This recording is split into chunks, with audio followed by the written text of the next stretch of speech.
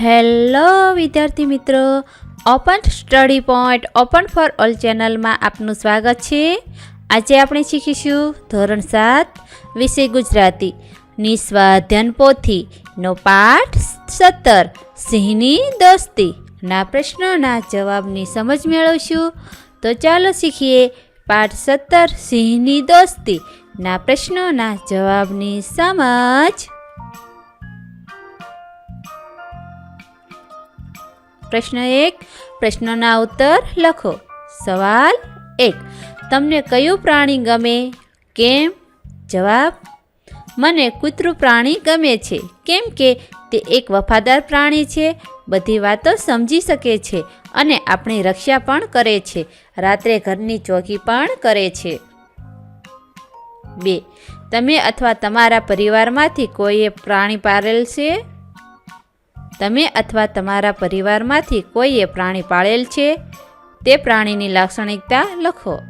જવાબ: હા, અમારા ઘરે સસલા પાળેલા છે.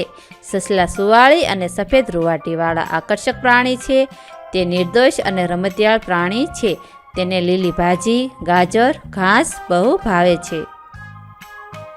3, તમે પાળેલા પ્રાણીનો તમારા પ્રત્યેની વફાદારી કે પ્રેમનો કોઈ એક યાદગાર પ્રસંગ વર્ણવો. જવાબ: અમારા ઘરની બાજુમાં એક કૂતરીએ બચ્ચાને જન્મ આપે છે. એને ખાવાનું થોડું આપ્યું પછી તો રોજ સવારે નિશાળે જવા ચાપો ખોલું તો આવી જાય છે. શાળાએથી આવું તો તરત આવી લાડ કરે છે. હંમેશા અમારી સાથે રહે છે અને આખી રાત મારા ઘરની ચોકી કરે છે. 4, તમે શાળામાં પ્રાણીઓ કે પક્ષીઓને ઉપયોગી થવાય એવી કઈ કઈ પ્રવૃત્તિ થાય છે? તમને એ પ્રવૃત્તિ ગમે છે? શા માટે? જવાબ: અમારી શાળામાં પ્રાણીઓ માટે ચાટ તથા પીવાના પાણીની વ્યવસ્થા છે. પક્ષીઓ માટે દરેક રૂમ આગળ દાણા અને પાણી નાખવાની ટોકરીઓ બાંધેલી છે. આ ઉપરાંત માળા બનાવવા ચકલી ઘર પણ બાંધેલા છે. શાળામાં એક મોટો ચબૂતરો પણ છે. પ્રશ્ન 2, નીચે આપેલા શબ્દ સમૂહો માટે એક શબ્દ આપી તેનો વાક્યમાં પ્રયોગ કરો. સવાલ 1, મનુષ્યના મૃત શરીરને અગ્નિ આપવાની ક્રિયા. અગ્નિદાહ. દરબારના દેહને અગ્નિદાહ આપી સિંહ જતો રહ્યો. સવાલ 2, ખેતરમાં પાક વાઢવાની પ્રક્રિયા. લલણી. અત્યારે લલણીનું મોસમ નથી. 3, ઊંડા પાણીવાળી જગ્યા. ધૂનો. એકાએક દરબારની નજર નદીના ધૂના પર પડી. 4, વાંસ જેટલા ઊંડા પાણી. વાંસ જાળ પાણી. મગર સિંહને વાંસ જાળ પાણીમાં ખેંચી ગયો. સવાલ 5, પાણીમાં આગળ ધપવા શરીરનો હેલારો મારવો તે. છેલારો. મગર પાણીમાં છેલારો મારે છે. પ્રશ્ન 3, નીચે આપેલા વાક્યોને પ્રશ્નવાચક, ઉદ્ગારવાચક અને વિધાનવાચકમાં વર્ગીકૃત કરો. અહીં કેટલાક વાક્યો આપેલા છે તેને આપણે પ્રશ્નવાચક, ઉદ્ગારવાચક અને વિધાનવાચકમાં વર્ગીકૃત કરવાના છે. અહીં કેટલાક વાક્યો આપેલા છે જેને આપણે પ્રશ્નવાચક, ઉદ્ગારવાચક અને વિધાનવાચકમાં વર્ગીકૃત કરવાના છે. વિધાન 1, વરસાદ ઝરમર વરસી રહ્યો છે. 2, માતાનો સંતાન પ્રત્યેનો પ્રેમ કેવો અનોખો હોય છે. 3, રાજલબાને મળવા કોણ આવ્યું હતું? 4, વાહ, શ્વેતુએ કેટલું સુંદર ગ્લાસ પેઇન્ટિંગ બનાવ્યું છે. 5, આકાશ આજે શાળાએ મોડો કેમ આવ્યો? 6, આપણે સ્વચ્છતા રાખવી જોઈએ. 7, અરે સૂર્યની લાલાશ તો જુઓ. 8, તમે બાળકો માટે નવા કપડાં ક્યારે લાવશો? 9, બાની યાદમાં લાલી કૂતરી પણ રડતી હતી. 10, નૈનાએ કિંજલને કાનમાં શું કહ્યું? પ્રશ્ન વાક્ય. સૌપ્રથમ, રાજલબાને મળવા કોણ આવ્યું હતું? 2, આકાશ આજે શાળાએ મોડો કેમ આવ્યો? 3, તમે બાળકો માટે નવા કપડાં ક્યારે લાવશો? 4, નૈનાએ કિંજલને કાનમાં શું કહ્યું? હવે ઉદ્ગાર વાક્ય. 1, માતાનો સંતાન પ્રત્યેનો પ્રેમ કેવો અનોખો હોય છે. 2, વાહ, સ્વીટુએ કેટલું સુંદર ગ્લાસ પેઇન્ટિંગ બનાવ્યું છે. 3, અરો સૂર્યની લાલાશ તો જુઓ. 4.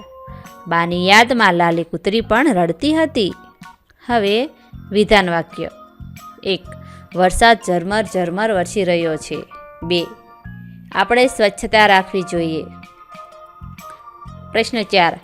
તમારી શાળાના પુસ્તકાલયમાંથી લોકકથાઓ અને પ્રાણી પ્રેમની વાર્તાઓને લગતા પુસ્તકો શોધી તેના નામ લખો. જવાબ. ઈસપની બોધ કથાઓ ભાગ 1 થી 12. પંચતંત્ર. ઢીંગલી રે ઢીંગલી. ગીજુભાઈ બધેકાની બાળ વાર્તાઓ. બાલસૃષ્ટિ.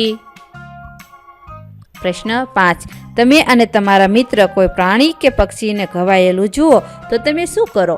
તમારી અને તમારા મિત્ર વચ્ચે કેવી વાતચીત થશે? સંવાદ સ્વરૂપે લખો. જવાબ. હું. અરે સાહિલ, જો પેલા કબૂતરને શું થયું છે? સાહિલ. હા, તેને ગળે દોરી વીંટાયેલી લાગે છે. હું.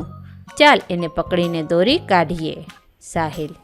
દોરી તો સખત ફસાયેલી છે, લોહી વહે છે અને દવાખાને તરત જ લઈ જવું પડશે. હું. સારું, આપણે તેને દવાખાને લઈ જઈએ. સાહિલ. હાશ, હવે આ ઠીક છે. હા, પણ હજી તેને 2 દિવસ સાચવવું પડશે. પ્રશ્ન 6. નીચે આપેલા વાક્યોમાંથી પ્રાદેશિક લોકબોલીના શબ્દો શોધીને લખો. અહીં વાક્ય આપેલું છે તેમાંથી પ્રાદેશિક લોકબોલીના શબ્દો લખવાના છે. 1. કોક ઉજળે લુગડે મહેમાન વયો આવે. કોક ઉજળે મહેમાન વયો આવે. 2. મને રોળશોમાં. રોળશોમાં. 3. હવે શીથરા શીત ફાડવા. શીથરા અને શીત. 4. ભેંસ્યું બધી મરી ખૂટી. ભેંસ્યું. 5. આંબિયા ભેળા તારી કાયાના રાય રાય જેવા કટકા જાણશે. આંબિયા અને ભેળા. પ્રશ્ન 7. શોધેલા બધા પ્રાદેશિક લોકબોલીના શબ્દોને શબ્દકોશના ક્રમમાં ગોઠવો. અહીં આપણે લોકબોલીના શબ્દોને શબ્દકોશના ક્રમમાં ગોઠવવાના છે. જવાબ. આંધિયા, ઊંઝળે, કોક, શીથરા, ભેંસ્યું, ભેળા, માં, મહેમાન, રોળશો, વ્યો આવે અને શીત.